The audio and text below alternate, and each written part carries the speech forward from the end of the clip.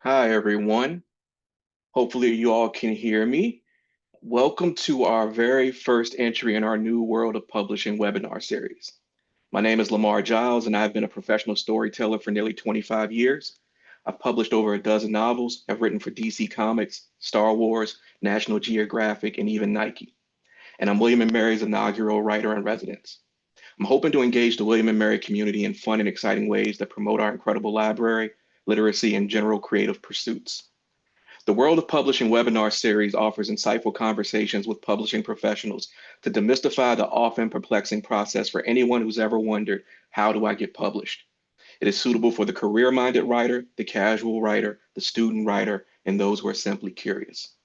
The session will be recorded and available for those who are unable to join us live today, but for those in the session, a Q&A box is available at the bottom of the window for you to submit questions that we will attempt to address either during the conversation or during a designated Q&A session before we close out. So without further delay, today I'm happy to share a conversation with my longtime friend and literary agent, Jamie Weiss Chilton. Jamie is a senior agent at the Andrea Brown Literary Agency. She represents children's books in all categories, from board books for babies through novels for teens and everything in between. Before becoming an agent, she was a conference manager at the Society of Children's Book Writers and Illustrators and held editorial positions at Knopf Books for young readers and Random House Children's Books. She lives in Los Angeles. Jamie, thank you for beaming in from the West Coast this morning. Thank you for having me. I'm really excited to do this. Yeah, it'll be fun, and we'll get right to it. Broadly speaking, what is a literary agent? A literary agent is your partner and guide into and through the world of publishing. And in my case, it is traditional publishing rather than self-publishing. So I work with mostly the big five houses and sort of the traditional publishers that you think of: Penguin Random House, Macmillan, Simon and Schuster. There's also Bloomsbury and others. And so your literary agent is kind of your step into that world, and then with you throughout the process of publication and beyond the life of your book or books. Thank you. Very often when I'm out and talking to young writers and they ask about the traditional publishing track, and I bring up literary agents, it's a whole thing about what it is and what you all do. So I appreciate you saying that. And like, what sort of writer might seek you or your colleagues at Andrea Brown, and how would they go about that? At Andrea Brown, we represent mostly children's books, but also some adult work as well. And there's a lot of information on our website, andreabrownlit.com.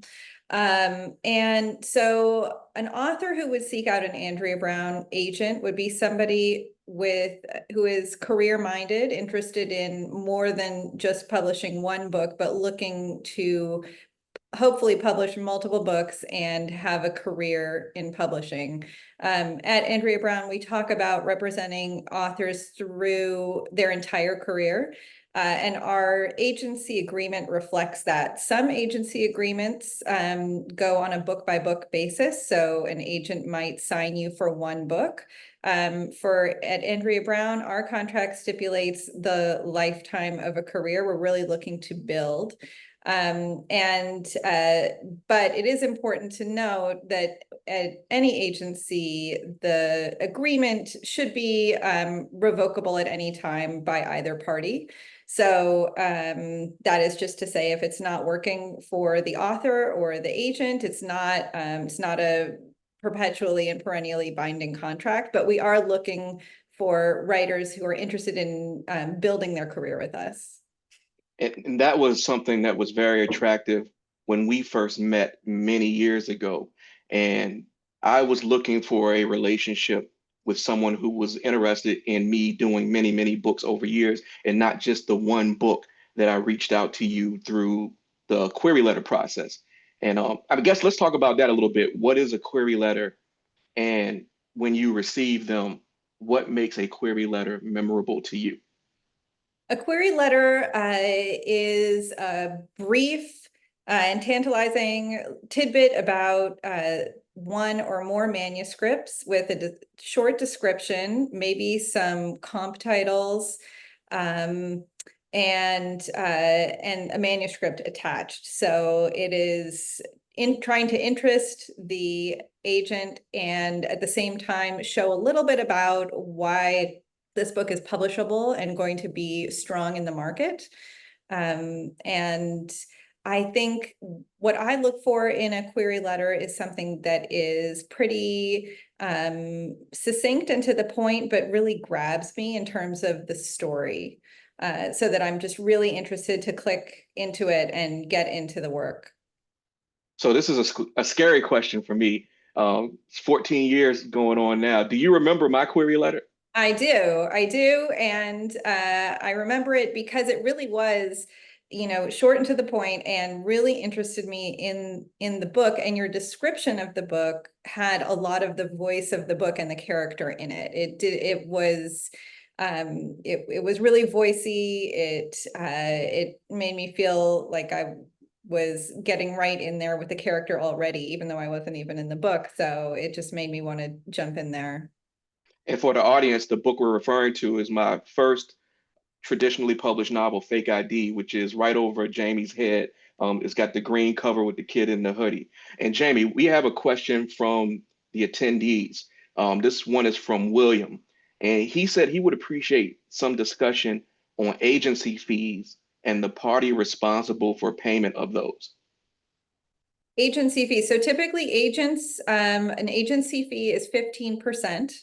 And the agent only gets paid when you, the author, get paid. So when we sell your book, the advance comes in, that's the first time I would see any money.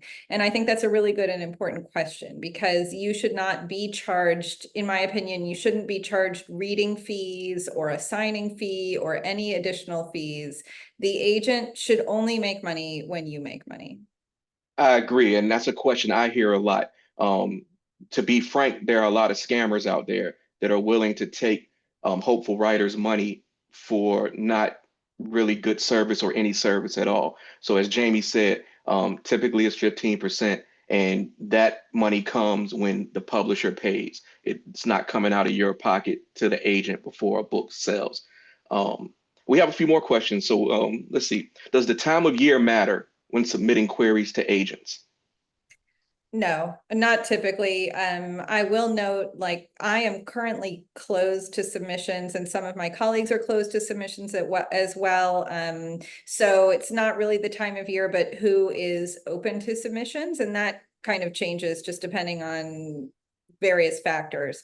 But we do see sometimes like a rise in submissions during the summer or during the holidays, when people have some time off work and have time to polish their work and get it out there, which is totally understandable. But I don't think the timing matters. Well, speaking of like just even getting agents' attention, something that came into play well after I signed with you was the concept of the online pitch competitions. So this is where writers might describe a project publicly on Twitter, X now, or other social media platforms. And I'm curious, haven't kept up with this part. Is that a thing that still happens? And if so, is it something you would pay attention to if you were open to new clients right now? It does still happen. I think that the heyday of that type of pitching has passed. It used to be bigger, I think, than it is now. It still is relevant, and people do participate. So that is one good way to get your work out there. And I would encourage people, if you are online, if you are already active on those platforms, that is something to look into. But I don't feel that you have to get on a platform in order to do that type of pitch. So the query letters come in when you're open to clients and you see something that you love. What's the process for moving forward if you want to sign a potential new client?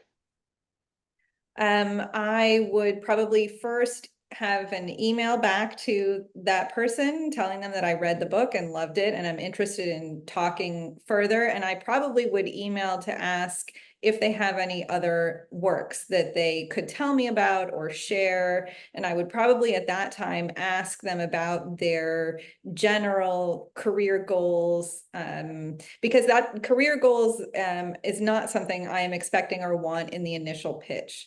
But if I read the manuscript and think that I really love it and want to represent it, then I'm going to want to go to the next step and talk about, what else you're writing, what are your goals, and then get a sense of how we would work together. And then I would typically want to have a phone call or a video call to get into detail about that. And I can attest to this from the author side back in 2010 when we've made our first connection. And you know this already, several agents offered to represent me at that time.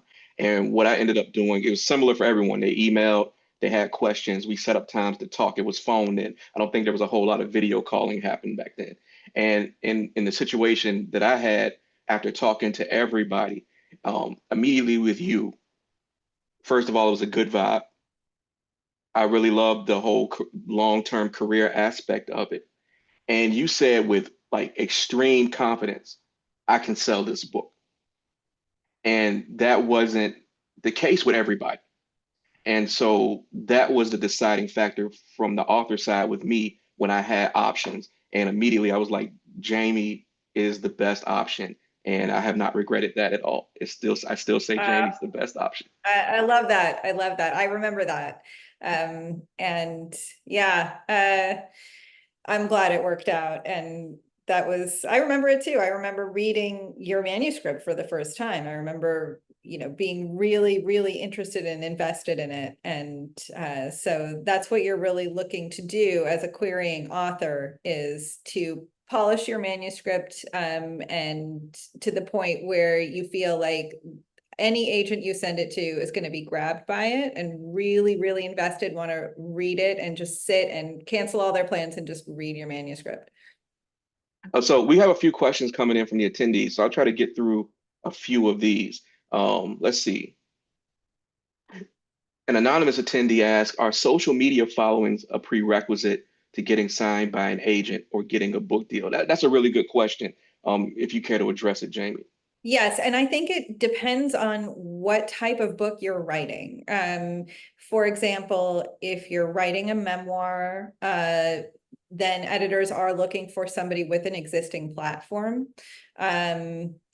In my case, for the books that I am looking for, no, it is not a prerequisite. It's helpful, but it's absolutely not a prerequisite in the case of Andrea Brown.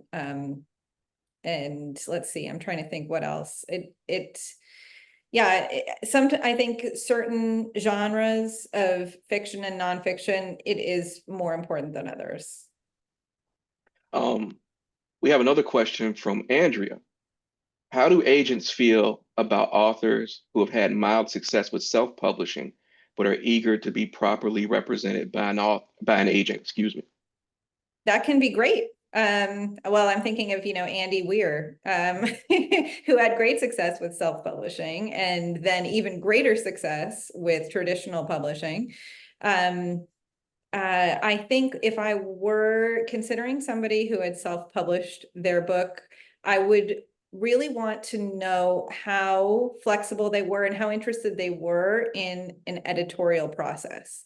Because part of traditional publishing is to be open to editorial work. And that is a big difference between traditional publishing and self-publishing. In self-publishing, you are your own editor. You can hire an editor if you wish, but it is less of a collaborative process. When you get into traditional publishing, Lamar can speak to this, the editorial part of the process is really critical. Yeah, and I can't speak to this because I also had some mild self-publishing success before me and you connected. I'd self-published some earlier work, and it was going pretty well on the platforms that were available at that time. And it, it I was open to editorial feedback. Like that's one of the things that we talked about and that really appealed to me about your background is that you had editorial experience because I've been doing a bunch of this on my own and trying to find good editors to hire and things of that nature. And so I'm very open to having the collaborative input from yourself, from the editors we've worked with. I think it only makes the book better. But if you are someone who really ultimately wants all the control, self-publishing is probably the better fit for as long as you feel that way. I agree. Um, how has the publishing landscape evolved since you began your agent journey? It has evolved so much. I mean, well, even back to my first job in editorial, I was thinking back to this. Back then, we did a lot of actual physical mail correspondence. I Mhm. mean, email was there, but there were still letters and manuscripts going through the postal system. So that tells you how far back it was. Publishing has changed a lot, and what I've really learned is publishing is cyclical.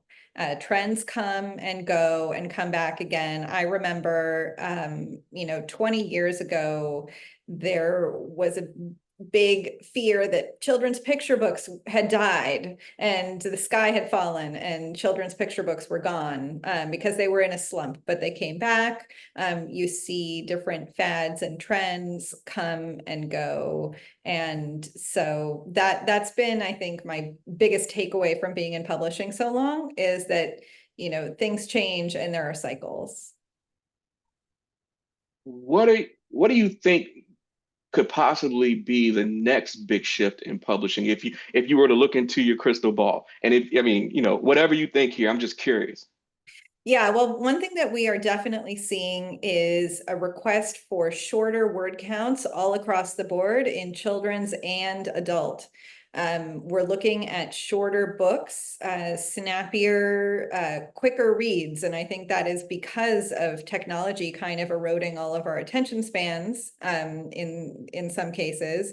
Certainly in children's books, this is a major topic of conversation. This also goes a little bit toward actual pricing and logistical costs, paper printing and binding, shipping. All of these costs are accounted for when the publishers make their P&L, their profit and loss statement, which is something they create before when they're figuring out how much they can pay for your advance and your royalties. But these costs have been going up. And so part of that then is a consideration about publishing a 700-page novel. So that is one trend that I'm definitely seeing, and I think we'll continue to see. We've got more questions from the attendees, and this is a good one since you brought up children's books specifically. Tammy asked, if I have written a children's book, should I hire an illustrator before I pitch the book to an agent? That's a good question. No. So in children's illustrated work, in traditional publishing, it is solely the job of the publisher to find and hire the artist. And that is sometimes a major shock. And that is a general misconception often, that the author would need to or even choose to hire an illustrator. But unless you yourself are a trained artist and illustrator and illustrating your own work, that is something just for the publisher. So you don't even have to worry about that. You would just submit your text alone. Um, this is a good question that I think we both have quite a bit of experience and things to say about. If a book is written with an end goal of being optioned for a movie or TV show, is that something the author should say when submitting an inquiry letter? Is that helpful to be open about, or is that the sort of red flag that prospective agents might spot? I think that's always a general desire. So I don't think that's something that you would need to say outright unless you have specific connections or already have a film representative. Yeah, I agree. I don't think you need to mention that at all. I think almost everyone working, you could assume that if that opportunity comes, I mean, there'd be some people who would be like, I don't want anyone to touch my work. I don't want anyone to adapt it. Like I've met people like that. But for the most part, it's understood that if you publish something and the opportunity to have it adapted comes up, everybody's going to pursue that. It's not anything anyone's ignorant to. Mostly everybody I know wants that. We are trying to do it. We're trying to make a TV show out of The Getaway right now. So I don't think you don't have to mention that at all, I would say. Um, so you represent everything from picture books to young adult and interest in thrillers, speculative fictions, and more.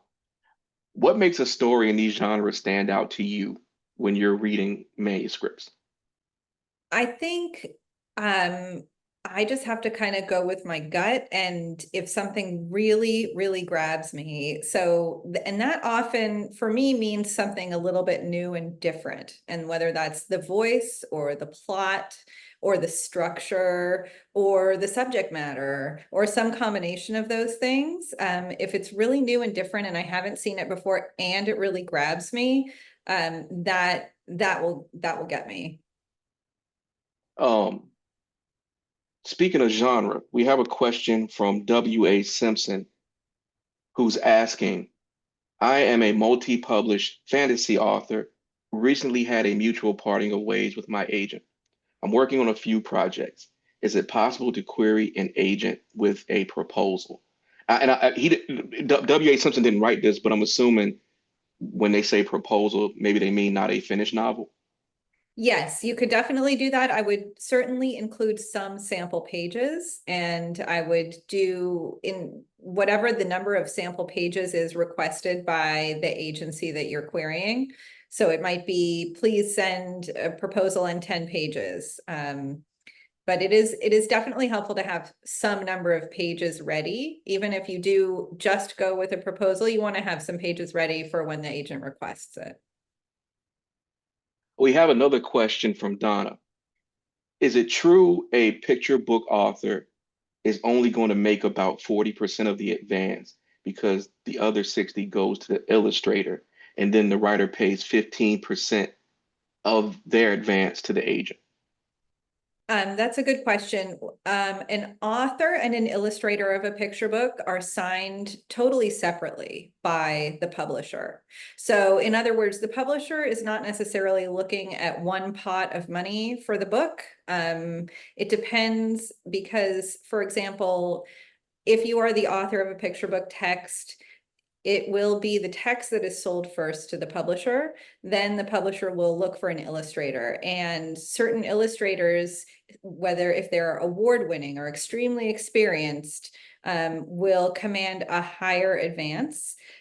So publishers are nimble and able to look at a project on a unique and individual basis, and they might pay more for a particular illustrator if they feel like that's going to be the right package. And so that is just to say that doesn't come out of the author's deal, because your deal as the author of a picture book will already be done before the illustrator is matched to the book. Is that No, helpful? I mean, that makes sense to me. Well, I knew a lot of that already anyway, but I hope that answered the question that was asked. And We got, go yeah, ahead. but you're right. So the agent does will receive 15% of your total advance and royalties. That is correct. We have a question from Kevin. As a first-time writer, should you wait until you have a finished manuscript to reach out to agents? Yes, I think so. If I'm interested in something, especially for a debut writer who has not had other books published, it's very important to see the full manuscript, to just get a sense of it. Also I find often you'll get you get a stronger response from a publisher when they read your full manuscript, and it also just leaves less room for problems as you go, so that you're avoiding any problems of, well, the editor sort of thought it was going to go in this direction, but then you take it in this direction, and and suddenly there's a disagreement about where the manuscript is going. You can completely avoid all of that if you have a full. And also, I know stories from colleagues who queried agents when they only had a pitch or only had a couple of chapters because they had sort of convinced themselves it wasn't going to go anywhere. And then the agent reached out, was like, I love this. Let me see the whole manuscript. And then they're stuck. And in some cases, those colleagues have felt like they've burned a bridge. I don't know if that's necessarily the case. Like I don't know if anybody was necessarily angry at them, but they felt bad enough that they tell that story as a cautionary tale. And so I will relay it here as well. Um, I've had that happen, and yeah, it's not a problem for me in the yeah. sense that if I read a partial and I really love it and the author says, oops, well, I just don't have the full, and then it's no problem. I'm happy to wait because I'm in it for the long term. So Mhm. then I would just say, go ahead and write it and just come back to me when it's done. Yeah, I've had that happen. We have a question from Miss Knapp, and this is a good one. What kind of degree does an agent need, or what would you recommend for someone looking to become an agent? Oh, that's a good question. Well, agents at Andrea Brown, we come from all different backgrounds, some from finance, from academia. I came from directly from publishing, one from teaching, all different backgrounds. And agenting really involves a bunch of different kinds of skills. And so it's cool in that way. You can really come to it successfully from a variety of different backgrounds. I have a question that's related to just modern times, I suppose. What are your thoughts on artificial intelligence as it relates to publishing? We talk about this all the time in the agency. It's been a major topic of conversation this year. We are wary of AI being used and creeping into the editorial process. So we have spent a lot of time crafting contractual protections for our clients. So in other words, your manuscript will not be edited by an AI. Your audiobook will not be narrated by an AI voice. But on the other hand, we absolutely recognize that AI is here to stay. We're working with it, not against it. AI tools have their place in publishing, just the way that spell check has its place in writing. Mhm. So it's just a balance, and it's something we're trying to stay ahead of in terms of publishing contracts. So we're talking a lot about it there. And I'll speak to author side stuff. And anyone out here can look this up in the news. There was recently a settlement made in a class action lawsuit with the company's Anthropic, I believe is how you pronounce it, where they were sued because to train their language model, they used a lot of copyrighted material without permission. I mean, pretty much all the books. My books are included. Everyone I know who has copyrighted work, their work was used in training these models. And so I am a part of that class action suit as well. And so my opinion on AI is it's shaded a little bit by that because I'm looking at it from the perspective of these companies stole my work without even talking to me. And so I've sort of had a negative skew to my first experiences with AI. And that being said, I understand that, like you said, there are many ways to use these tools. I am always going to advocate, particularly in publishing, that a person is working um, on anything I'm working on. But like you said, I mean, it's not going away. So we'll have to see like the way it can be incorporated, how companies will use it, how publishers will use it. So I appreciate you speaking to that, Jamie. Let's see. We have some more questions from the crowd. Um, how important is it to personalize a query to an agent? Some agents have detailed wish list. Some have little to no bio. Thank you. Well, it is important to personalize in the sense of specifying that person's name. But a deep dive personalization into the details of their bio is not necessary. It is helpful to say, I see that you like this type of genre, or you've mentioned this, and to call in maybe a specific or two, but you don't have to go too much beyond that. And I wouldn't go too much beyond that. We actually have a follow-up question to the AI question, and this is interesting because I've never even thought about this. This is from Karen, and she says, "Any ideas on using AI to comb through the slush pile?" Ah, that is really interesting.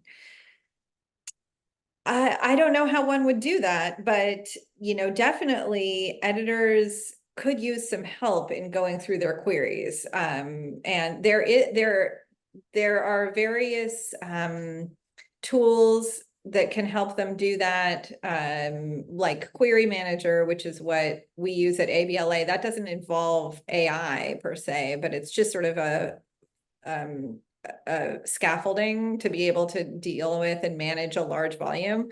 But AI, I don't know. That's an interesting idea, although I'd be worried that it would miss something.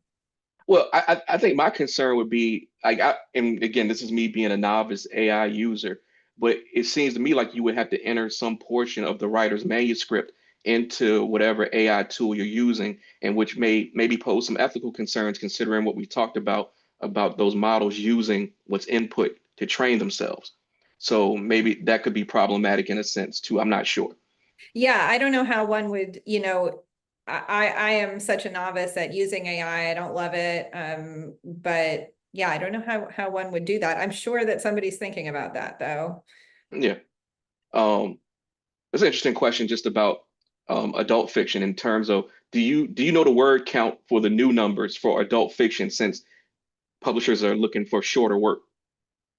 That's a really good question. I don't, for adult work, I don't know off the top of my head, but I will say that certain genres are less affected by this word count situation. Like science fiction and fantasy have always been typically longer books. So those I think still will be typically longer. Um, but for novels, I might, if I were writing a novel and querying, I might just look at my genre, look at what's currently being published and see and estimate. I do know of there's one actual online tool called Word Count Finder, I think. That I use in children's books sometimes, and I could look it up and see if it could be used for all books, I imagine. But I would look and see and try to get a sense of what the word counts are in your particular category, and then aim for the lower range.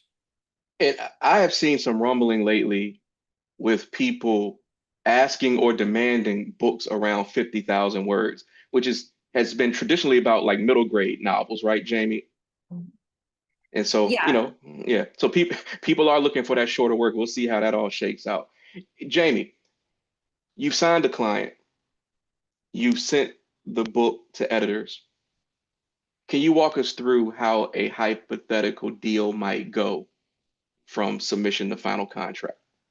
Yes, and I will first say that before I send a work out to editors, I find I want to talk to the client about where they think they want the book to go, if they have favorite houses or imprints or comp titles. I'm always happy to hear that so that I can, if they have a wish list of where they want to see it published, I want to know. Then I think it's important to have transparency. An agent should have transparency and share with the client exactly where their book is going and when. And then share responses. And in terms of sharing responses, clients want different things. Some people want to know all the details. Some people want to know no details at all. And it's everything in between. So you just want to have an open communication. And then, one thing I will caution about publishing is that it's a long and slow game. So you want to have a lot of patience, and Lamar can speak to the patience part. Yeah. Yeah. Yeah, I mean, and I can walk you through the real timeline of fake ID. So, I signed with you in 2010. We did another pass on the manuscript and went out on submission into 2011 before we got the offer.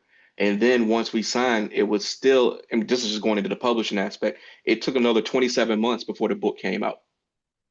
It So takes a long it time. and I don't know if this is the case for everyone, Jamie, but it feels slow on the first book. But I felt like once I was in the pipeline, things sped up significantly, thus us having all the books that we have now. Yes, that's true. And sometimes it can speed up uncomfortably. And that is a part where you would want to talk to your agent, and you might have to put the brakes on something because, if and when you have a successful book, the publisher is going to want to build on that success and have book after book after book in a steady and often quick pace. Hmm. So that is something that's, that's a quality problem, but it can be a problem. Related to contract negotiation, this is from Anonymous. When negotiating a contract, is it an option for authors to take little to no upfront payment in a book deal with a higher percentage on, I'm guessing, royalties if the book does well? And is that something that makes a work more desirable to publish? Not for typical big five major publishers. That's not an option. Yeah, that's it's pretty fixed, like what they're going to do money wise. They're not going to up that percentage too much. Um, Let me ask you this, Jamie, because we've talked a lot about just the acquisition, selling, but how do you advocate for your clients beyond just selling the book they have right then? I think there are a lot of different ways to advocate, and it depends on the client and the work, but definitely I want to have good communication with the client and the editor and the publishing team as we go through the process, and really be involved. I'm not sure how far to go with this. Well, Um, I'll speak to it just in our relationship. And again, this is us. I don't know if I can speak to like a broad agent all over. But one thing that has really been a lifesaver for me career wise is the thing you do where you actually kind of knock on the door to editors and say, "Hey, Lamar likes comic books. Lamar likes Star Wars. His books are XYZ. You've seen them out there. If you think there'd be a good fit for him in the licensing stuff that you have, let us know." And that has led to me getting work with DC Comics when I was able to write the graphic novel Static Up All Night. It's led to me working with Star Wars on a couple of occasions. It's led to other IP, and for those who don't know, IP means intellectual property. It's led to other IP opportunities where I got to come in and work on a project for a publisher that was appealing to me, and it was appealing to the publisher to have me work on it. And that's been things that have been huge career boosters for me. And so that's thank you for that. But I can say that's one thing you do that's not just about like selling a book that I have ready to go. That's just my own thing. yeah, well, and you're really responsible for that just as much as I am, in the sense that we talk about it and you're able to be very clear about what your interests are, what you want to write, what you don't want to write. What type of deal you're interested in, how fast you can do it, to be clear on all of these parameters, because we've had cases where we've had offers that just are absolute no-go. Hmm. Um, and so we get a sense of, if sometimes, especially for an IP deal, you will see absolutely impossible deadlines that Yes. my colleagues and Yes. I talk about this, and it's insane sometimes, where they will ask you to turn around a 60 or 70,000 word novel in 2 months, which is just not, it is not possible. So I see that, we see that on the art side for illustrators. That's a red flag to be really aware of. And as creators, I think it's really important that all of you know what your process is and are realistic about what you can and want to do. I have seen people get in trouble, creators get in trouble, where they really want the project, but the deadline is impossible and they're Yeah. afraid to push back and say no. So be sure that there is no reason for anyone to write a 70,000 word novel in 2 months. I think that's impossible. And I would just push back on that. Yeah, I've started to think about it because we have said no to stuff Mhm. for reasons. And I've started to think about it something like a triangle where one side is cheap, one side is fast, and one side is difficult. And in my mind, for an IP project that I want to do, I can give you two of those things. If we do cheap and fast, it can't be difficult. If it's difficult and cheap, it can't be fast. And so that has been the sort of parameters I've set for myself. And I really have to want to do the project for me to even consider any of those situations. And too often, like you said, people get excited by the prospect of working on this thing that they've always dreamed of working on, and get into a little bit of trouble. So that's the way I have decided whether or not to say yes. It can't be all three of the triangle for me to go forward. Right. I think that's a great way of looking at it. Um, We got a question from Amy. Amy says this is an overthinker question. No overthinker questions here, Amy. What is the best way to open a query? I'm used to professional letters starting with Dear Mr. and Mrs., but I've been told avoiding prefixes is now preferred. I'm sure it depends on the individual, but would opening with Dear Jane Smith be better than Dear Miss Smith? I think either way is completely fine. And I think that you don't want an agent who is going to be so hung up by your opener that, that they would be upset by it. But I would, that's where when you take a look at their bio and any information about them, hopefully you'll find it. But if somebody wrote to me, if they couldn't decide if they wanted to call me Miss or Mrs. and just want to call me Dear Jamie Weiss Chilton, that would be completely fine. This is an interesting question from Carolyn. Librarians are coming under increasing pressure to remove certain types of books from their children's collections or to avoid buying those types of books altogether. What impact might this have on future projects that agents and publishers will look to acquire? This is already impacting us, and it's a terrible situation. I think, we hope that librarians are, I mean, among the most amazing people in the world. I love librarians and they're very strong. We want them to have freedom, and it's terrible that they're being squished in so many areas. But it is having an effect. For example, I have seen projects recently where publishers are saying, in the past, we would have seen this nonfiction picture book, for example, as a solid school and library sale, and we would have counted on a certain number of copies to sell into the school libraries. But in this market, we can't. And so they might then say either we can't acquire it because of that, or we're not able to offer you as much money because of that. So it is definitely having some real world effects. Um, I have a question about agents' roles that most writers don't see or understand. Are there aspects of your job that you would like to tell us about that we probably would have no idea is happening behind the scenes? I'm asking this for myself too. Yes, I mean, I think we we're very at the Andrea Brown Agency, we are an extremely collaborative agency. There are 15 of us, and we are constantly talking to each other. And so that, I think, is one of the greatest benefits of our agency for our clients, is that we're kind of this big brain trust. We talk to each other, we get help from each other, we share databases, we share notes and information, and we really help each other. Some agencies are more collaborative than others. So that is something that goes on behind the scenes. And, let's see, what else? I don't know. Yeah.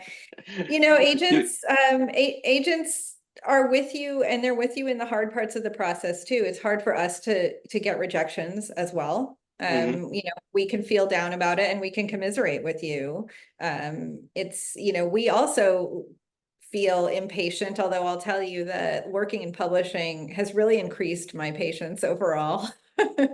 Um, yeah, Yeah. but We, I'll keep thinking about that. I'm trying to think what, because what is behind the scenes to you is like my everyday life. So it's hard for me to yeah. put my finger on it.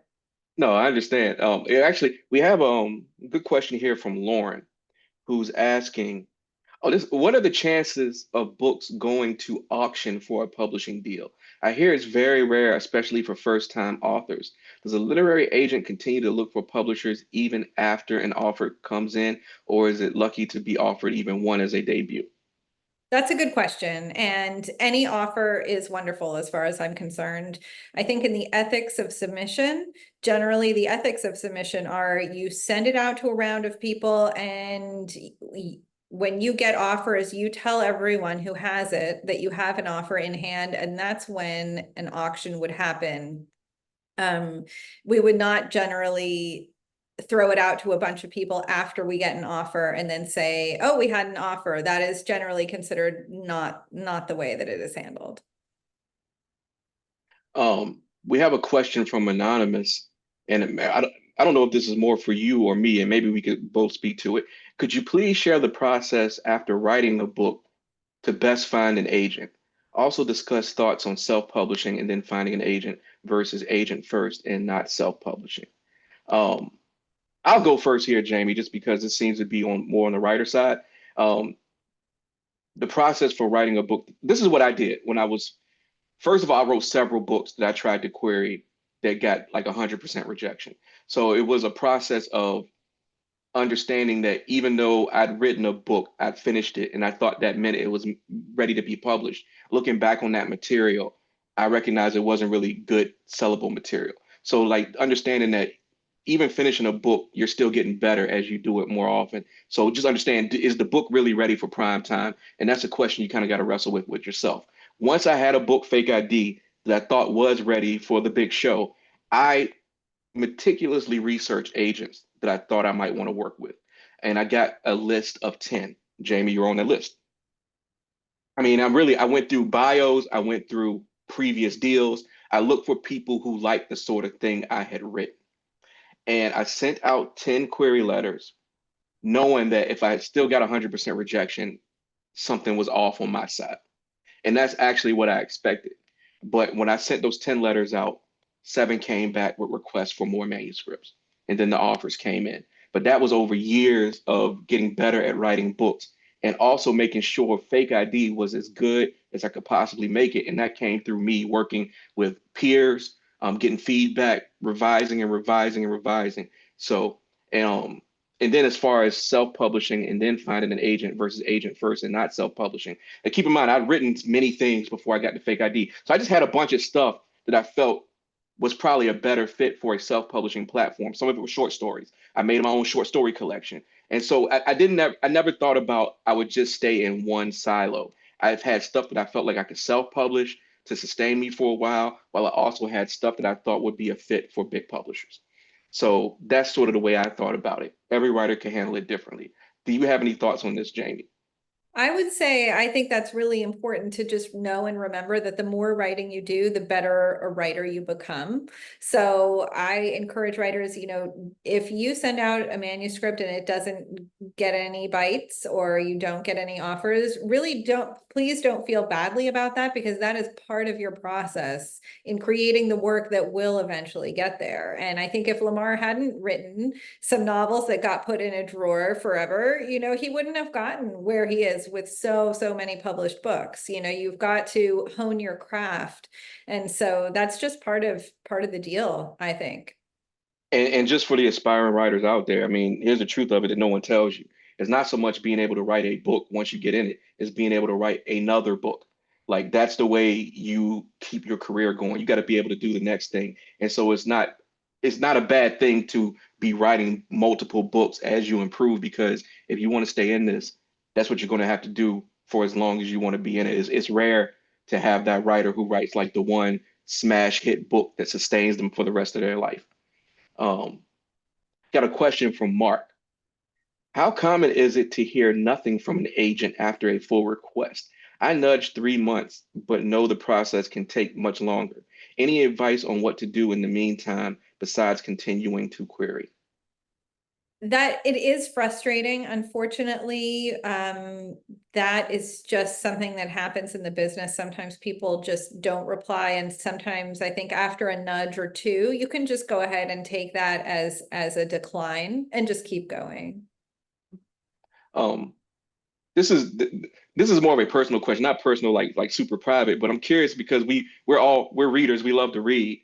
I'm curious just outside of work, what's a book that you read recently that moved you deeply? I'm always trying to put together reading lists whenever I'm talking to folks. Yeah, well, it's not totally unwork related, but when I do outreach, which I love to do, so I that just means for me talking to editors, and I often like to engage them in conversation and ask them, what are you reading? What have you liked? And that's how I get a lot of good book recommendations. And so recently I read a middle grade novel called A Ceiling Made of Eggshells by Gail Carson Levine, and she's a Newbery Honor winning author. A middle grade novel, if you don't know, is written typically for readers between the ages of 8 and 12. And that is typically what those books are awarded the Newbery Medal. Those are typically middle grade books.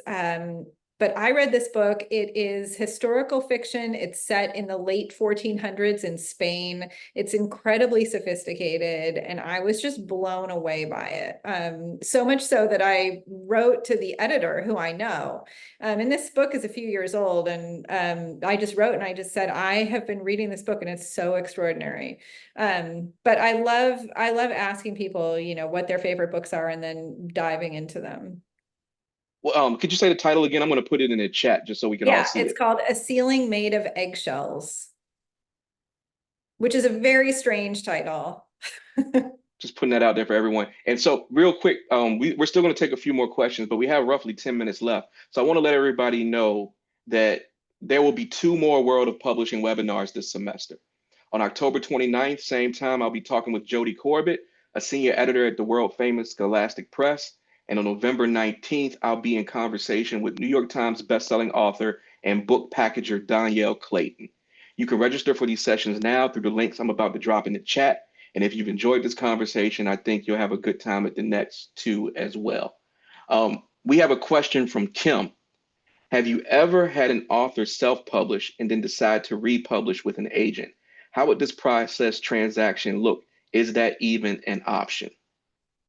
So to take the same work that was self-published and then publish with a major publisher? That sounds, yeah, that sounds right to me. Yeah, I have not done that, but it is doable. And let's see. I mean, I think first you would need when you would get the deal for a traditional publisher, you would discontinue the sale of the self-published edition. Because you don't want to have competing versions. So that would just be one piece of the puzzle. It's doable. I think that having self-publish a book should not hinder you in your traditional publishing journey. We have a question from Miss Knapp. Could someone propose or send a query letter if they want to publish a collection of short stories? Is that by genre or does it depend? Yes, you could. I love short stories. Short stories are something that I just like is one of my greatest joys in life. So for the adult market, yes, short story anthologies are published. Also in children's, it's less common in children's. Unfortunately, I wish there were more published. But yes, the querying would be the same. We have a question from May May. Forgive me if I'm mispronouncing that. Is nonfiction slash academic publishing experience relevant in a speculative fiction novel query? Yes, I would list all of your publishing experience and published books. Okay. Jamie, I mean, reading is a big part of your day to day. And I'm curious, what do you do to recharge creatively or professionally when you're not just going over manuscripts? I have found for myself that to recharge is to engage in some kind of other art form. So whether it's TV or movies or going to a museum or listening to music, I feel like that really energizes the same kind of part of my brain as writing and reading, but it feels totally different and re-energizing. And it also kind of reminds me what I'm looking for. To see an incredible movie or TV series and to feel that, to feel the plot and the pacing and to really think about that it's at the same time refreshing and also educational.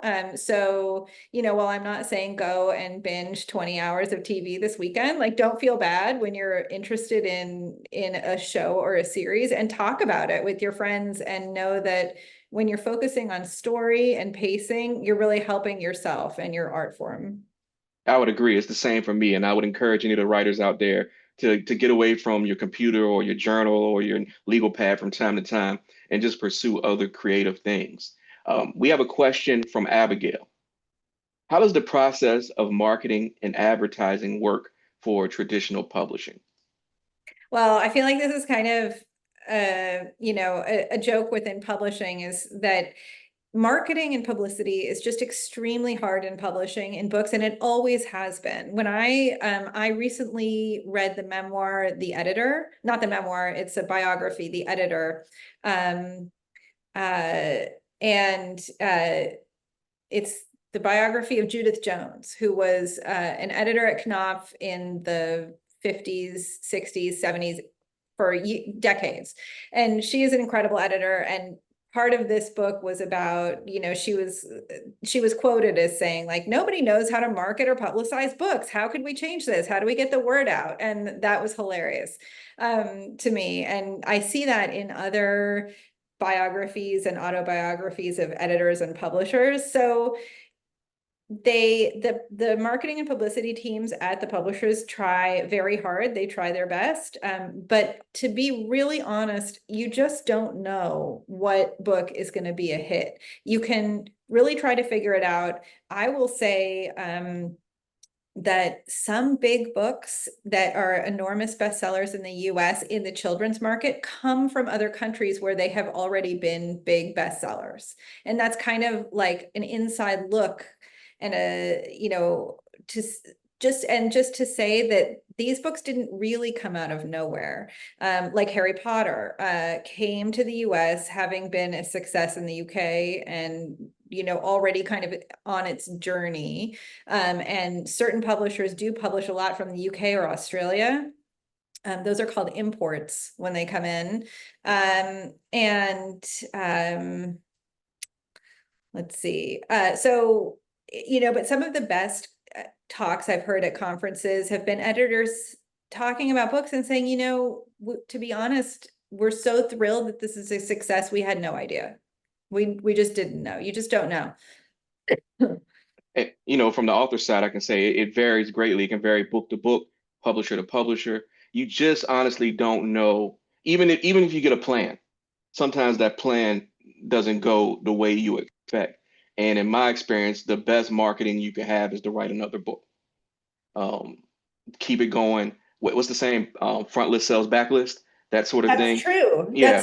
So, It's really, really true that, for example, when you're publishing multiple books at a publisher, they will re-promote all of your published books along with your new book. I mean, I'll say this. This is interesting. This is nothing anyone probably predicted, but you know, my book, The Last Day of Summer, which is right over Jamie's head, the fact that summer is in the title became this whole marketing thing that still like sells copies to this day. Like every summer, we can anticipate a bunch of people are going to buy The Last Day of Summer. I don't mean that. I don't mean go out and just name your book after seasons, but that was just an interesting thing that none of us saw coming that has proved to be relevant. Yeah, yeah, it's a combination of all kinds of different factors and timing that work to sell books. Got a question from John. How important are comp titles in the query letter? Um, I think they're very helpful, and you should try to include them. But you know, don't worry too much if you don't include them. That is something that we do on our side as well, and publishers do it on their side as well. But it is helpful if you can include them. Um, we have a question from Lauren. You mentioned to list all publishing experience. If I work in communications writing focused field that is more of a journalistic nature, does that count as publishing experience? If you think yes, I mean, I think if it's relevant to what you're writing, definitely include it in your bio. Can't hurt. Yeah, yeah, I would agree too. I mean, I think that's always useful information. We're running up on our time, everybody, and unfortunately, so many of you have good questions. We won't be able to get to all of them, but we'll try to squeeze in it two more. And let me see. Did I understand correctly that the query letter should have the entire manuscript attached? I think do whatever the guidelines say for whichever agent you're querying. Some of them will say attach it, some go through different software like Query Manager, and there are directions about how to attach things. So I would follow the guidelines. And just to elaborate, if you go to pretty much any agency website, and there should be a link that says submission guidelines. It may be per agent, they may want different stuff, but they will typically tell you exactly what to submit and when.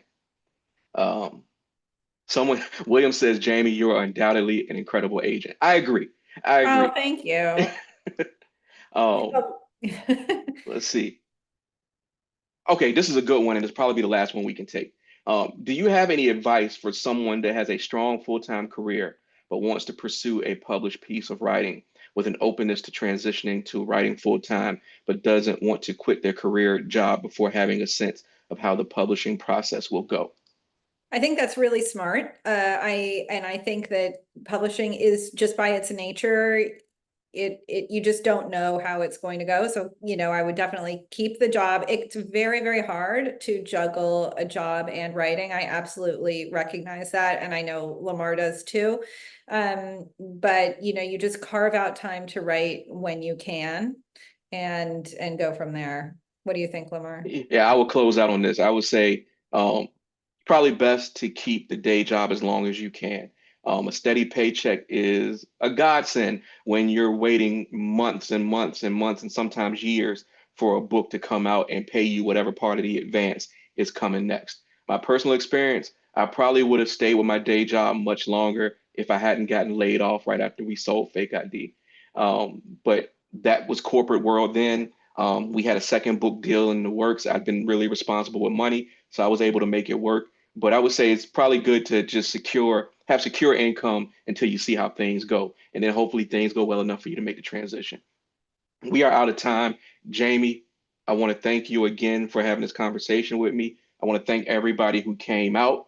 I put links to the next two World of Publishing webinars in the chat. I hope if you enjoyed this, you'll come out for the next two. Thanks again, Jamie. Have a good day, everybody. Signing off. This is Lamar. Thank you.